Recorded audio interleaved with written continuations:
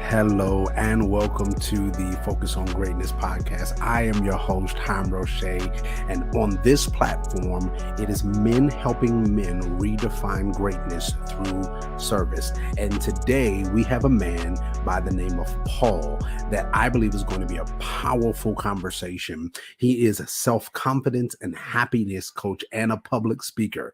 He is a board licensed health and wellness coach, certified personal trainer, and behavioral change specialist, a certified nutrition coach, and the host of the Happy Healthy Human podcast. I want you to make sure you check this out and make sure you dive in this conversation because I'm telling you today, he is going to push us beyond our excuses. So if you're ready, just like I am, let's go ahead and let's dive into this conversation. So, Paul, let's do this. Introduce yourself and tell us a little bit about you, and then we'll dive right into our conversation. Right. Well, thank you for having me. Yes. My name is Paul Leviton. I am a self-confidence and happiness coach, and I have a podcast called The Happy Healthy Human, and I have a education and coaching company called the Happy Healthy Human Academy. And everything that I do is around helping people become happier, healthier, and more confident people. And that's pretty much my life. And everything I do is around that. And I just try to help people and help myself and try to make the world a little bit better, I guess. Okay. Well, I know then that is including today's conversation. You're going to help somebody world be better and change and become healthier. I wanted to talk with you as we talked before, and being very honest, I was very excited about this conversation. I couldn't wait for us to have this because I believe that this conversation that we're going to have today is vitally important, surely when we're talking about men dealing with this context of self-care and really the importance of what that looks like. So I want to kind of just give you an opportunity to kind of give some back history of yourself so they can kind of get a chance to know you. And then we'll dive really deep into knowing or you telling me kind of some tips and some wisdom and advice on how to do self-care and the importance of it. Yeah, great. My history on myself, again, as I said, I am a confidence and happiness coach. My professional career started first as a fitness coach, personal trainer, that led me to nutrition and then all other types of coaching. Okay. Personally, the way that I found personal development, self-help, whatever you want to call it, was through the need for myself. Okay. I was not, when I was younger, I'm still young, but when I was a youth, I was not the happy, healthy human. Okay. I was not the personal development guy. I was not the self-care guy. I was bad. I was a bad person. I was, things bluntly, I was just running around, drinking, drugs, partying, trying to sleep with as many girls as possible. I got to a point where, I got myself into a lot of trouble legally and I was committing crimes and I ended up getting arrested. And that all led me to an inflection point. I was living my life in one way. And I had some people have this in a figurative sense, but I had a literal, come to Jesus moment where I very really faced the potential of going to jail for a serious amount of time. Wow. And, in that moment, well, I had a decision to make, not really a decision. I had to come to grips with the reality that was very much possible. Okay. Right? So I got arrested, and that first night in jail, I had nothing to do. I had no one to blame but myself. There was nothing else to be done. I just had to come to grips with the reality of the situation that this is quite possibly going to happen to me. Now, fast forward a little bit, I was fortunate enough that I was young. I hadn't gotten in trouble before. It was my first offense. There was, I was able to hire a lawyer and all the other things. And I was able to not go down that path. Yeah. But, after that, it was like, okay, clearly the route I'm going, which is again drinking, partying, running around with the friends that I had at the time who were doing the same type of things, right? This is, I grew up in New York City.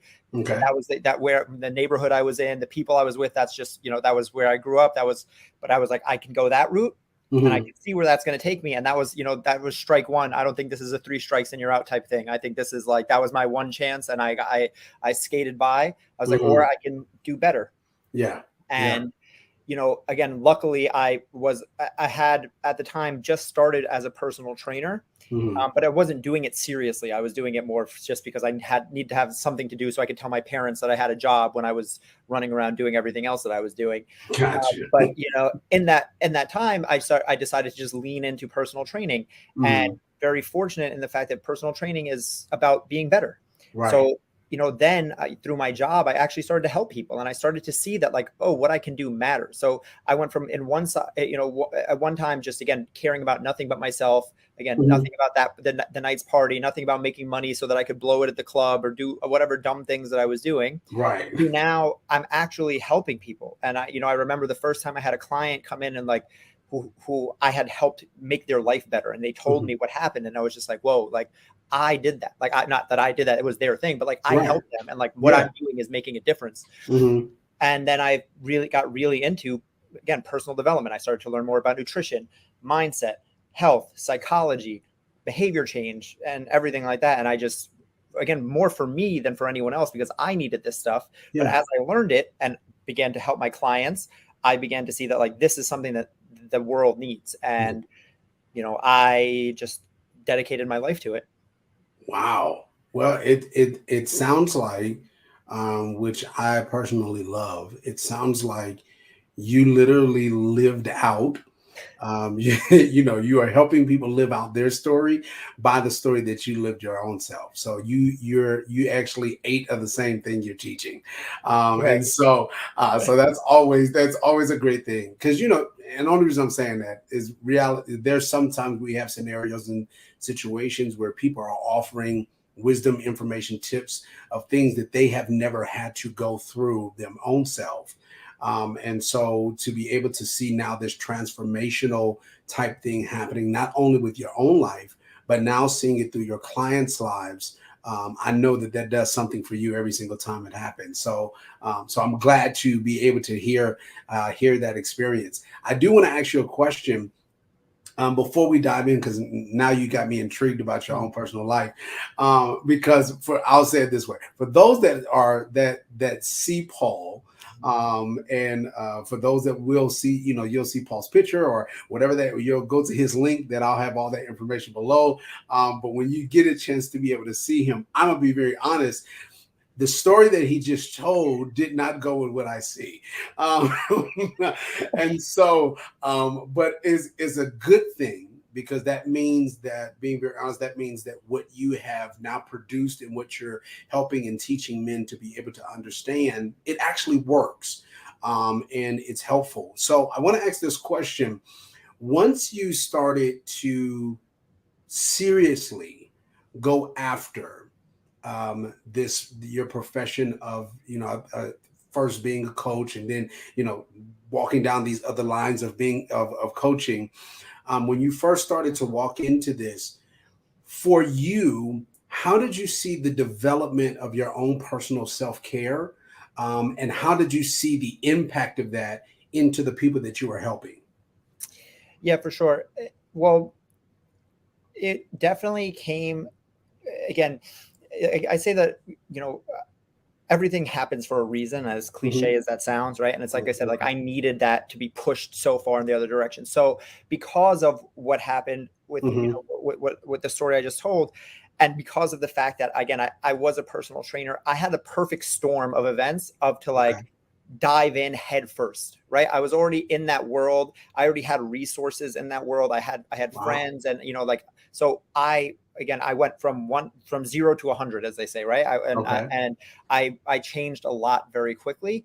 A lot of it came from simply drinking less, right? Okay. That was a huge thing. And I don't say I'm sober, because I'm not. I still do drink. I'm not like a really 100% sober, but I used to drink 2, 3, 4 times a week. And when I drank to blackout every time. There was no in between. It was like, I'm drinking, we're ripping shots, we're popping bottles, we're going after it.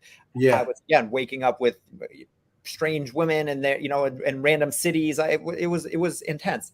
So I went from that to, I just stopped doing that. Right. But in cutting out drinking, it was like that left a giant void, right? Because this is the thing that people don't understand. When you take something away, you have to fill it with something. And this is why a lot of people fail with things like this, right? Because they try to stop smoking or they try to stop drinking. They try to pull away a bad habit, but it's like, now you have all that time.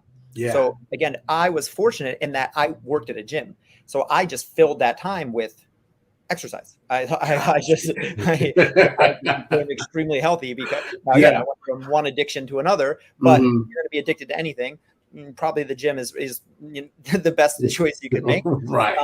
And so there was the gym, and there was also learning about the gym, because again, I saw this world where I was like, okay, I can actually help people. But for the first few years, again, when I was a trainer, I wasn't taking it seriously. I wasn't like, I was just like going through the motions kind of. Now I was like, oh, I want to be good at this. So there was a combination of, I spent my time physically working out, exercising, whatever, and then also learning a lot. I dove into this was a few years ago, before Instagram and YouTube were as popular, but this blogs and textbooks and everything. And I decided that, like, if I was going to be this, I was going to be the best at it. Yeah. So I wanted to be confident in my abilities. For myself, if I'm going to be dedicating so much time to exercise, I want to understand it. And if I'm going to be teaching people and they're going to be paying me, I want to understand it. Gotcha.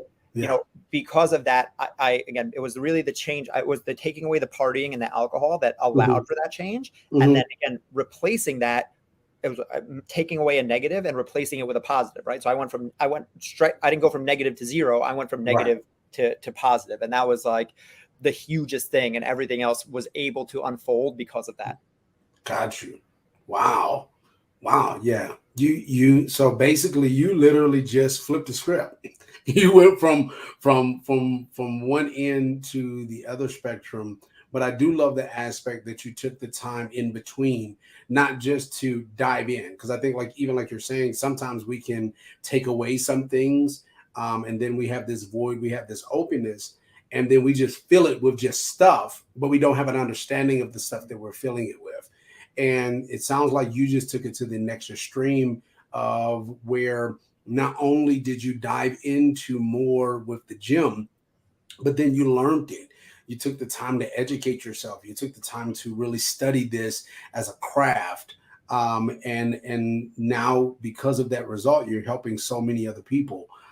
So with that, I want now to deal with your help because now we're both going to have this conversation, because I want to learn and know with my own self, how to be able to live and function in this.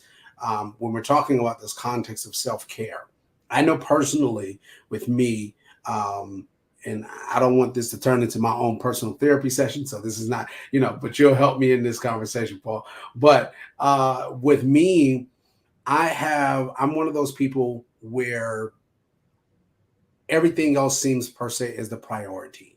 So, the family, the job, this or whatever, all of these things. And the majority of the time I leave myself for last, or being very honest, or not at all. Or I just don't have the energy to give myself anything.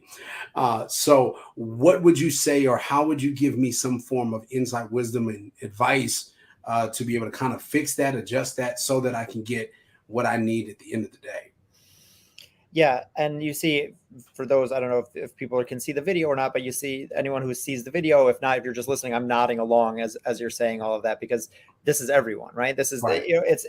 There's a funny thing we do as humans where we all think we're so unique, but in reality, we all have the same 6 problems. I just made that number up, but it's a few things. It's a handful of things, right? And that's why my podcast and my brand is called Happy, Healthy, Human. Human is the last word, because humans are humans. People think we're all special snowflakes, and no, you don't understand.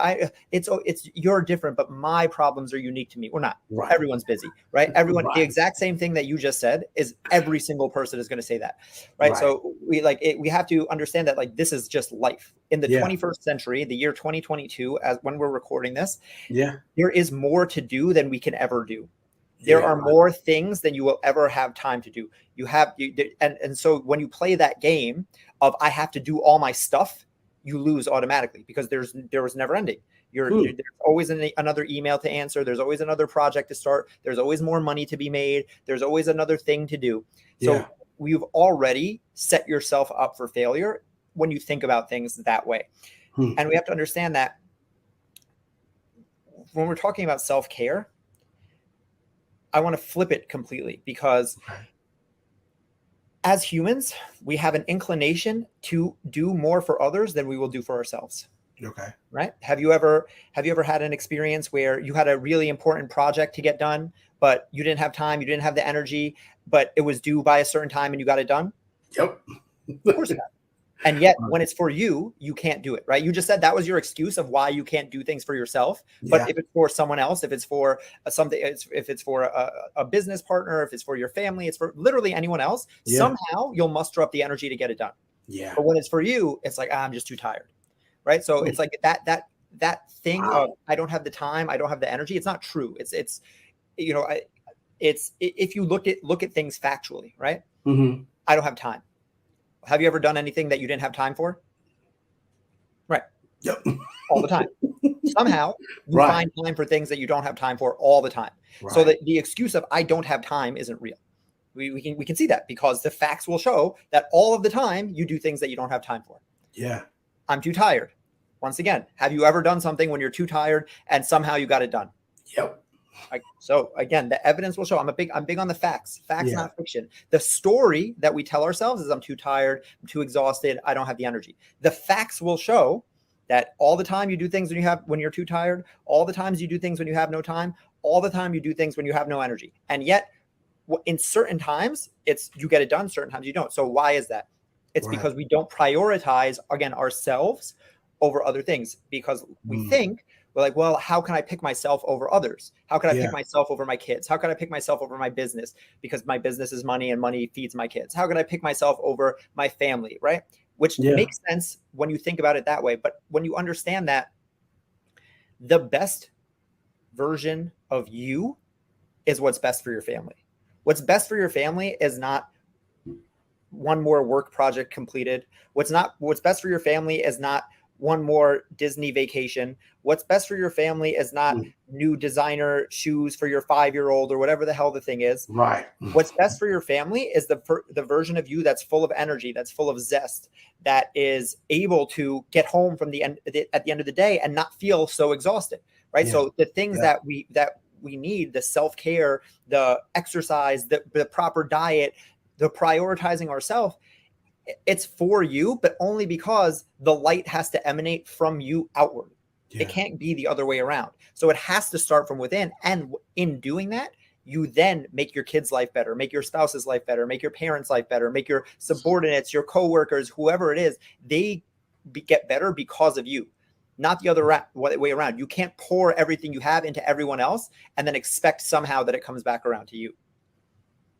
Paul, you are helping me because and I'm going to tell you why I'm saying this. I'm saying it because the funnier part is majority of what you're saying is what I tell the people. You know what I'm saying? It's the stuff that I'm sharing with other people and telling them that they should do. But actually then taking that and being very honest and eating and taking my own medicine, as some would say, sometimes it's difficult. Again, like you said, it's the story I tell myself because even, for example, on last night or yesterday, me and my family, we had an outing. We were literally out all day. By the time we got home and I got a chance to sit down, I was burnt out. I was ready to just lay down and go to bed.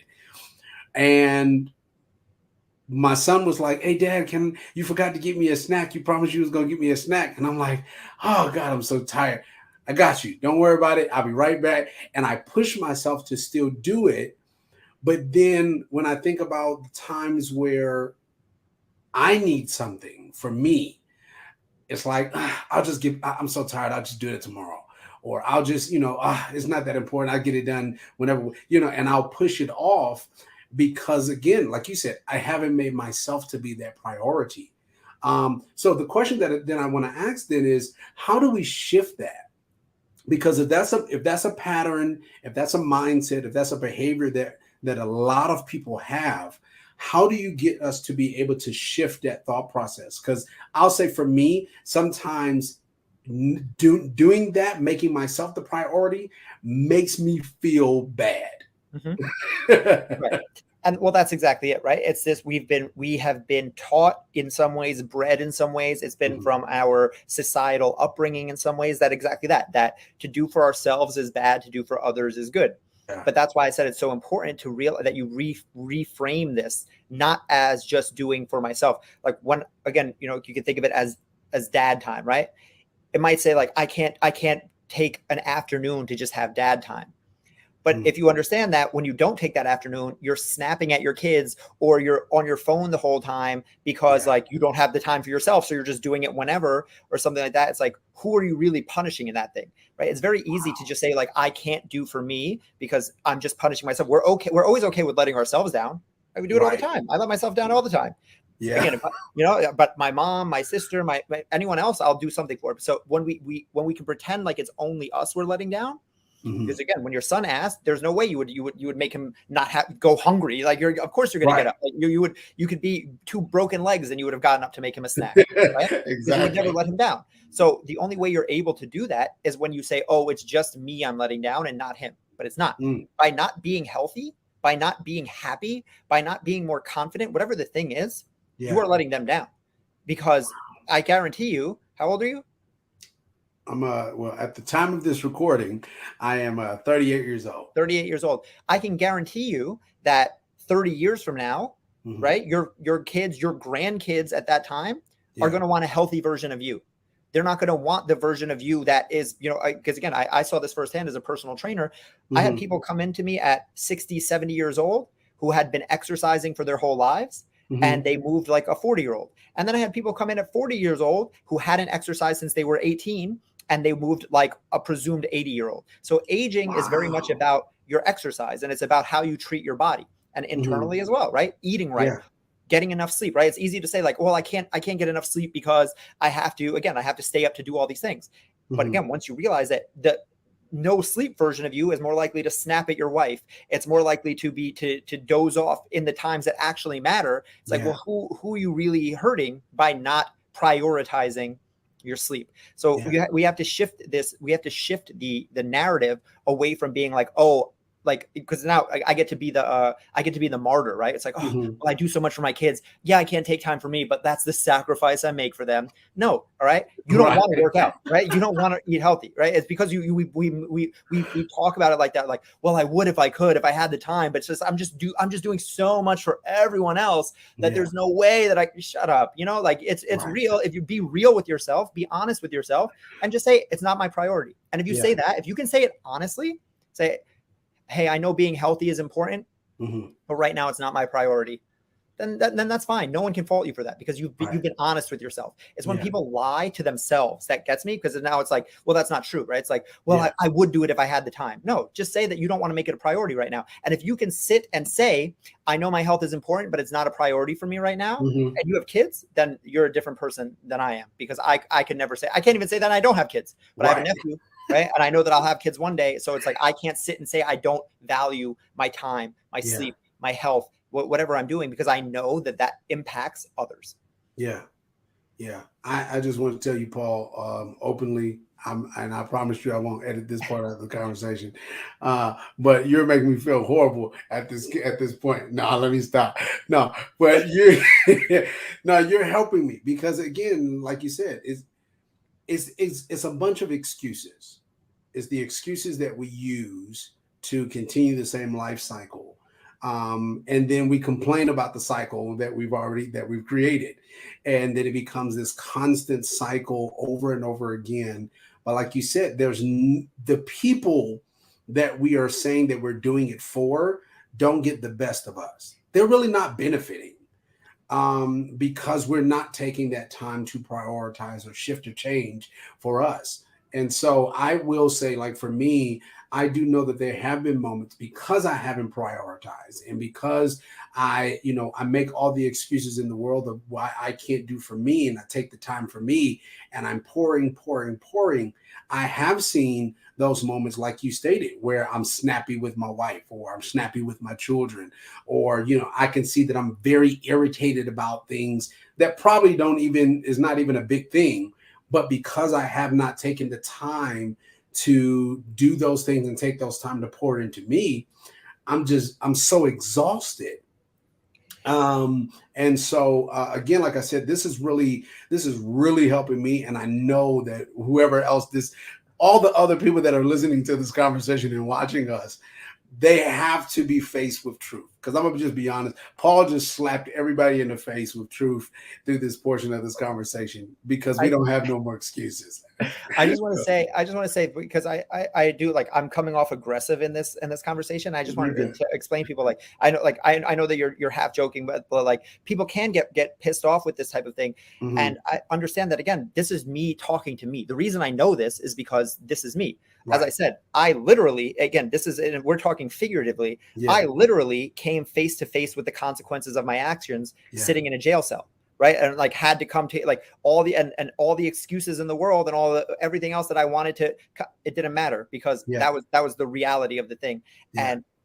And and then again, I came face to face with the consequences of my actions when my mom came to visit me and she was crying and I'm like, I have to, I've accepted my fate already, like, I'm kind of like, right. I'm like, it's going to be what it's going to be, but she didn't, she hadn't. So in that moment, I was fine, because I'm like, you know what, I'm going to pay for my actions, however it happens. Yeah. My mom wasn't ready. She didn't know what was going on. Like this blindsided her. I almost killed her, but like from heartbreak, right? Seeing her only son go, like, could possibly whatever could have happened to me. And, so it's like, oh, my actions, even if I'm okay with them, have consequences on other people. Yeah. Right. That is not figuratively, literally. I saw this. Right. So it's like, I'm not trying to be like, again, be mean or anything to people. I'm just saying it, regardless of whether you like it or not, regardless of if you agree with it or not, whatever, it just is. There are certain things in life that are facts. And again, facts are feelings. So all I'm talking about, if the fact is the fact, it doesn't matter what you feel about it.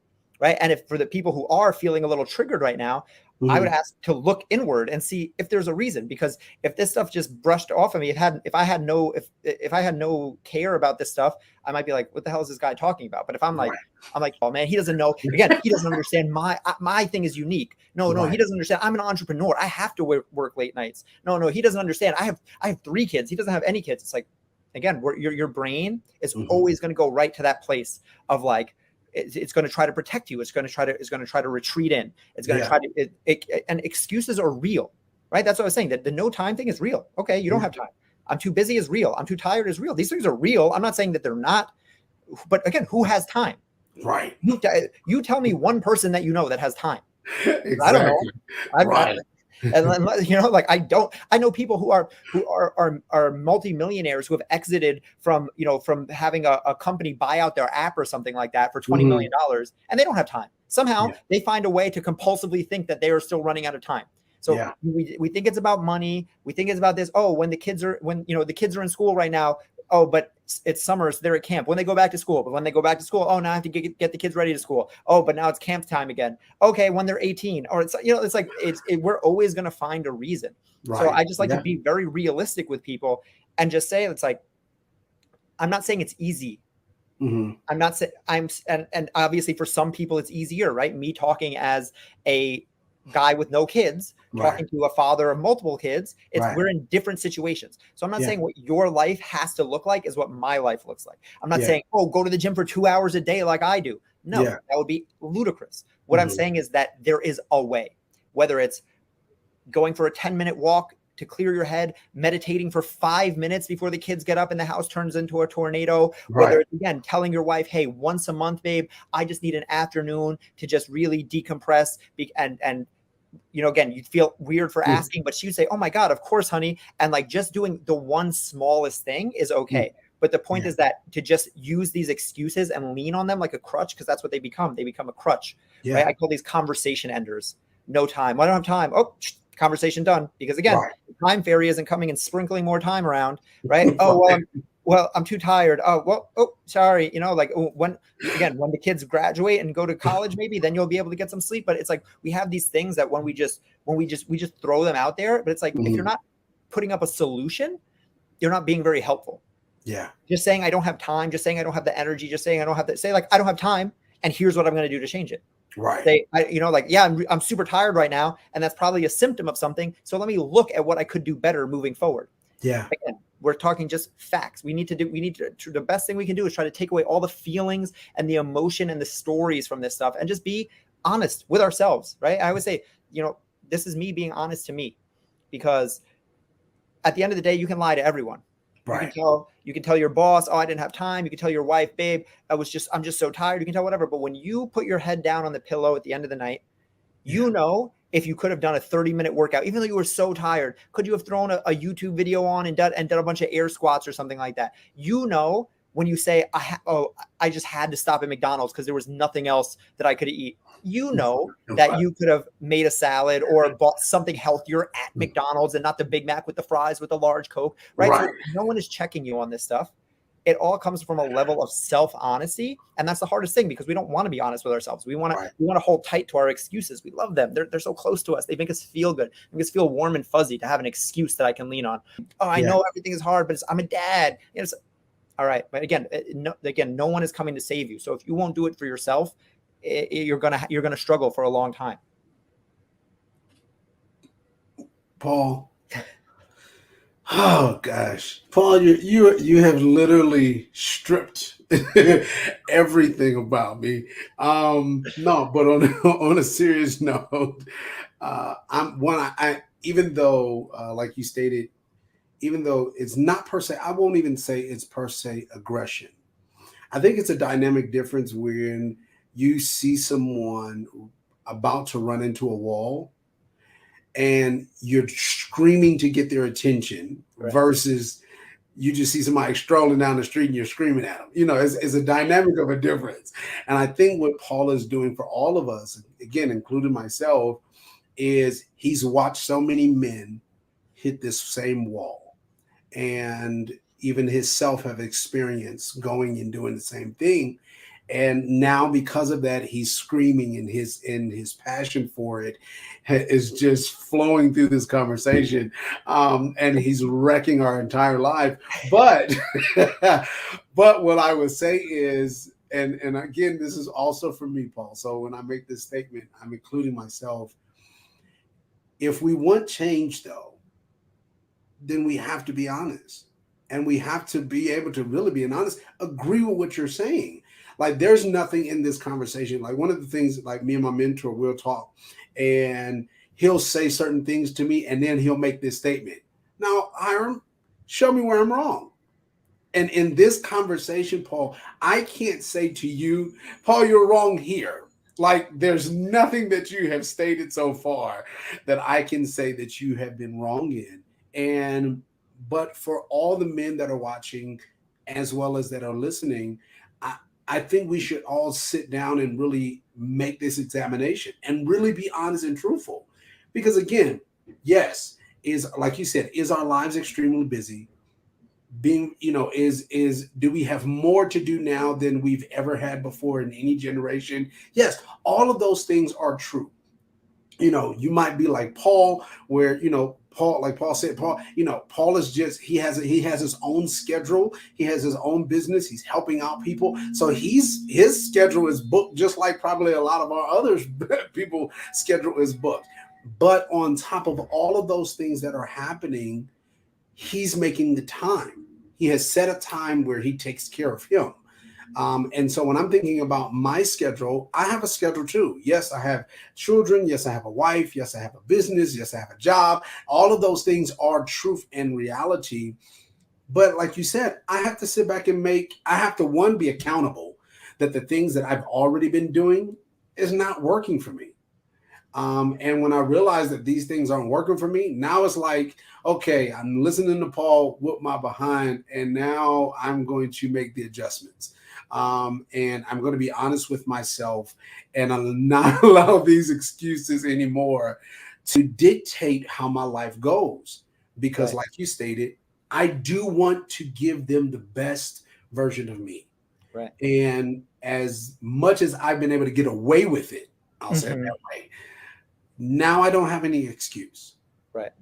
And on a more tactical side, right, for guys listening or for yourself, right, people Mhm. want to understand like how does this look?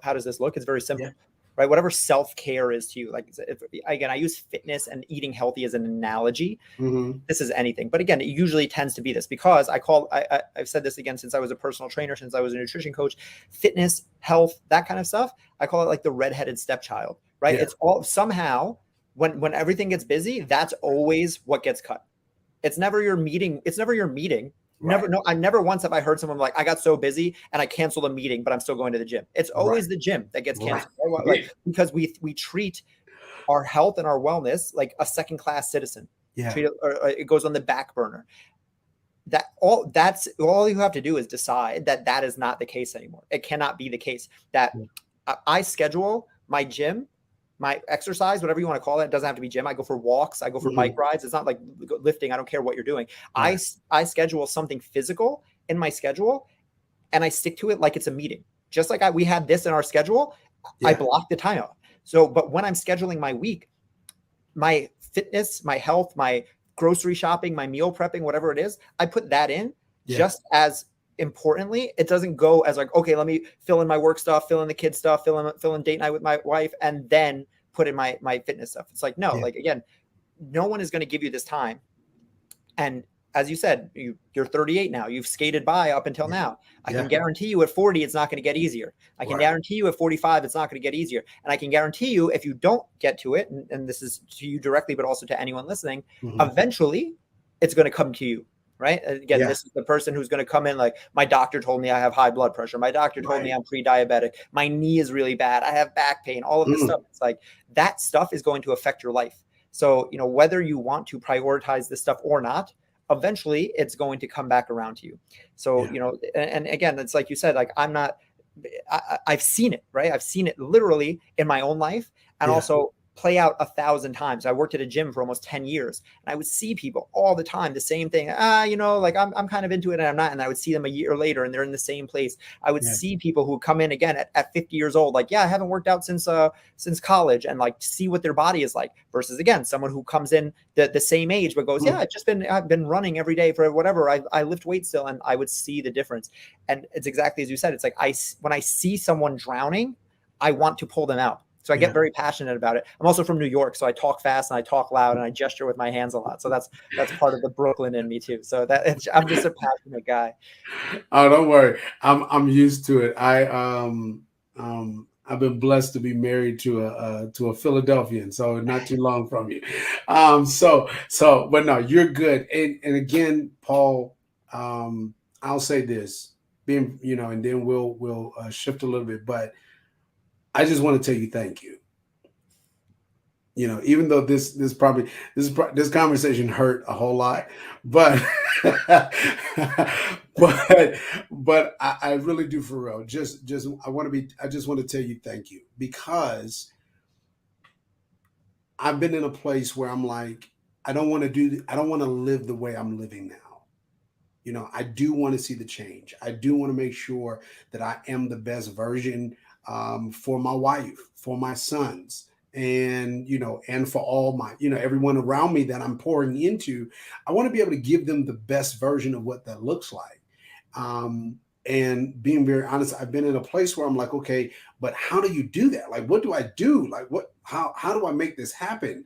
And so through this conversation, though, it's one of those things where it's like, okay, you want to do it. You've been wanting to do it. Now you just got to get through the excuses. And through this conversation, you have literally probably whooped every excuse out of my thought process. That's awesome. I appreciate that. I appreciate it. Well, you've helped me. And I know you help so many other men. And so I want to ask this question because I know where you are currently, But is the way that you coach and different things like that, do you have a platform where men, no matter where they are, can be able to connect with you so they can get this daily whooping and encouragement? And Go ahead. Yeah, for sure. So for anyone who wants to connect with me, you can reach out to me on any social media platform. It's just my name at Paul Leviton, Instagram, TikTok, Facebook. I have a ton of free resources around this stuff.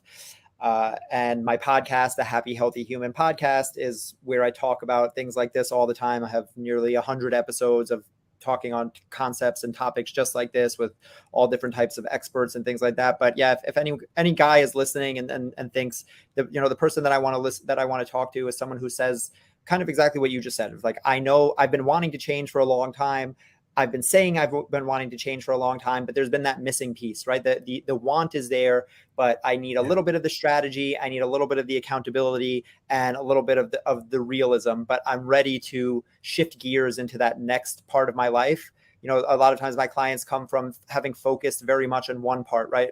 Very focused on business for a long time, usually, right? Yeah. Very focused on money for a long time, which is fine. We need that phase in our life. In our 20s Right. and our 30s, we're getting established. But when you're 30, 35, 40, you have a kid, you have another kid on the way or something like that. It's like we start to realize what's really important in this life. Yeah. And when you're ready to, again, not just focus on health, but focus on the mental side of things, because that's where a lot of things get lost. A lot of people think it's just about tell me when to work out, but that's why I stopped being a personal trainer, because I realized that it's not just about that. I could give people the best workouts in the world, the best nutrition plans in the world, which again, I'm certified to do, but it wasn't helping them because we weren't going through this stuff first. I wasn't breaking down the mental roadblocks that they had.